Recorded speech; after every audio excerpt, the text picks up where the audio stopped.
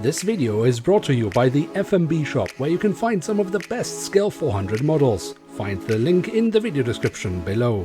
Have you ever thought, why not take some of these lovely Scale 200 detailings into my Scale 400 models? Well, if that is the case, you are in luck with Aviation 400, because that is exactly what they are doing. But can they do this without any drawbacks? Well, find out right after the drop.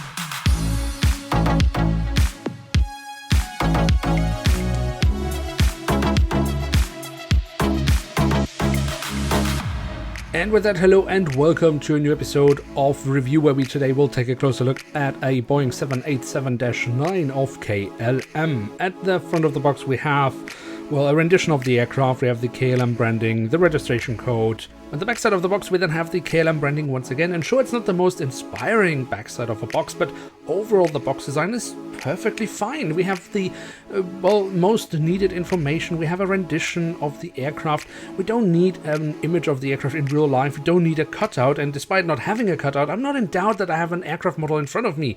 How about that? Now, before we get any further into today's review, it is worth mentioning that this aircraft model does come with a stand.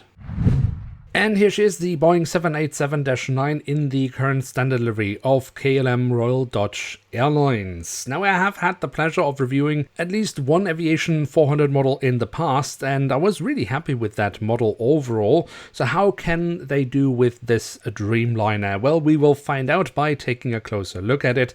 And we start our tour around the aircraft model with a look at the tail section, where we on the vertical stabilizer have the iconic KLM branding. We do also have some printed detailing on the horizontal stabilizer. We find a printed detail underneath the tail of the aircraft, and then on the fuselage we have the full registration code of the aircraft, the flag of the Netherlands, the flag of the European Union. We have the company slogan, the Flying Dutchman. We have the aircraft type registration. We have some hatches and some lovely detailing in the cabin door. So overall here, quite a bit of lovely printed detailing.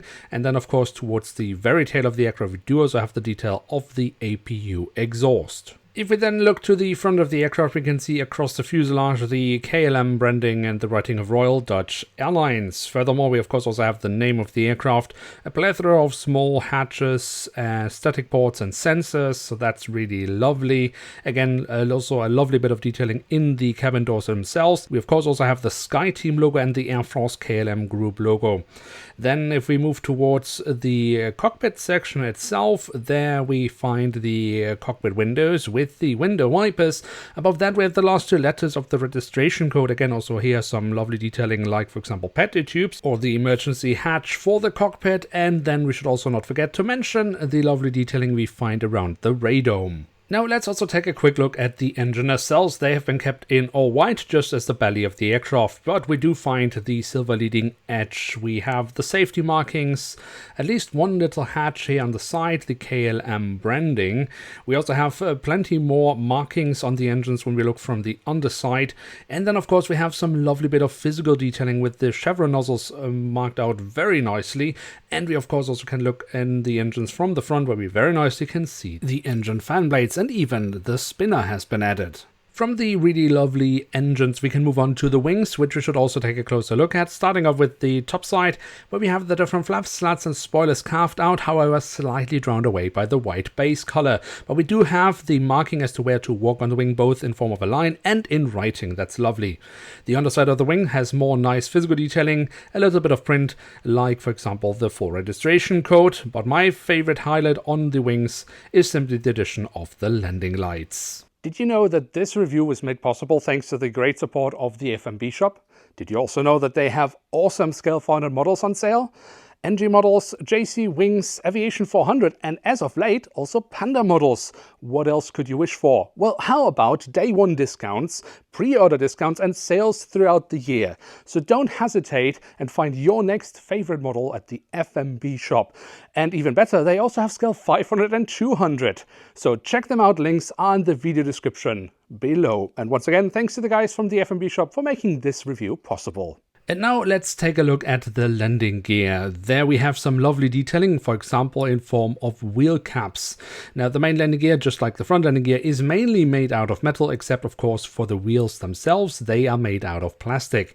We do also have some really lovely printed details here at the front landing gear, for example, on the side, but also when we look underneath the nose of the aircraft, we can see some lovely detailing. And the printed detailing doesn't stop here. When we look on the belly of the aircraft, we can see plenty more also around the main landing gear section. And here we of course also have a hole in the fuselage, but as I mentioned, we do have a stand with the aircraft model, so it does make sense. Also a lovely bit of combination of physical detailing and printed detail we can find around the ram air intakes, which look really lovely. And then we have the beacon light, which I will tell you a little bit more about in just a second, because I also want to mention that we of course here on the belly of the aircraft do find an antenna. Now we do find plenty more antennas on top of the fuselage, where we of course also have some set domes and some printed detailing. And then the, for me, highlight here on top of the fuselage is for sure the addition of, again, a beacon. And this is kind of a physical detailing, because what Aviation 400 has done here is to carve slightly into the fuselage and then add this little piece of plastic. And depending on the angle you look into it and how the light shines into this little plastic piece, it does reflect. So you do really get this kind of beacon light effect, which is really awesome. And that is of course one of these details that I mentioned coming from the Scale 200 world, which has been implemented by Aviation 400 with this Scale 400 model. But there's more. For that we go back to the landing gear. Now, the landing gear in theory does have the feature of rolling wheels, but in reality it doesn't really work. But why is that? Well, it is because the aircraft model comes with the feature of having removable landing gear. This means when you get the aircraft model and take it out of the box, the landing gear is actually separated from the aircraft model.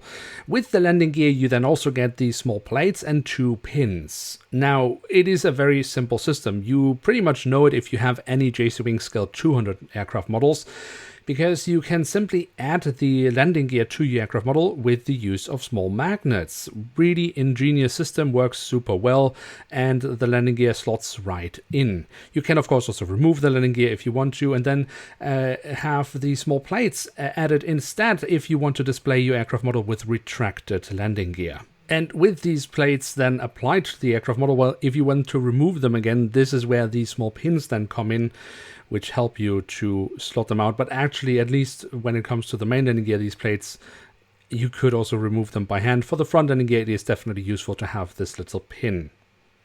And then finally, last but not least, we do of course also have the doors to the cargo compartments printed on this aircraft model. We can see it here at the back of the aircraft and also here at the front of the aircraft.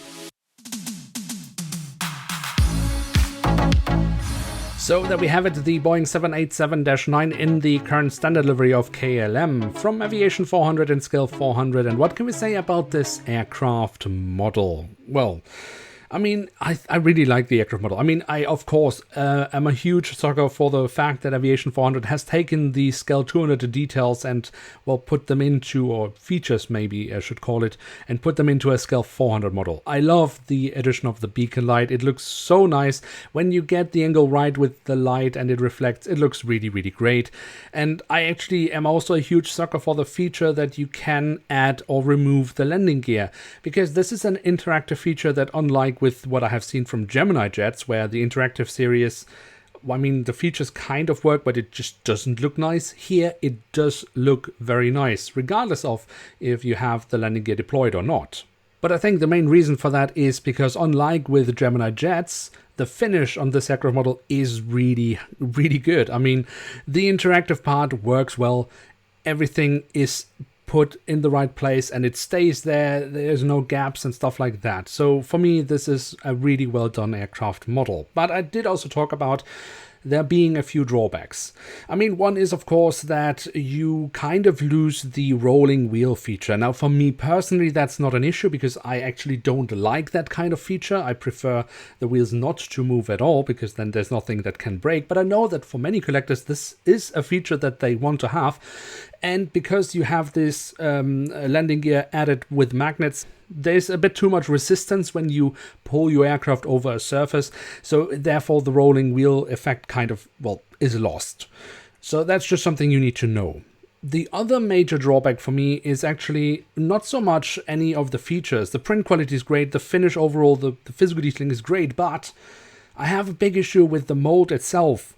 And for a lack of better words, for me the fuselage of the 787 from Aviation 400 is too fat. And don't get me wrong here, I mean overall it is a fair enough attempt, but I just think other manufacturers have done a slightly better job when it comes to the shape of the mold, when it comes to the 787, but it was my same impression when I reviewed an A330-900 Neo of Aviation 400. For me there also the fuselage just seemed a bit too bulky, so I don't know, this is perhaps just the style of Aviation 400, but for me it just doesn't quite look right. There's just something off here, but everything else for me is top notch. So what are your thoughts? What do you say about the mold from Aviation 400? What do you think about these lovely Scale 200 features that Aviation 400 uses in their Scale 400 line? Let me know in the comment section below. And with that, we have reached the end of today's episode. If you have enjoyed this video, then feel free to leave a like. If you're new around here, why not hit subscribe? And with that, thanks so much for watching. Hope to see you soon again. I'm checking out, and bye.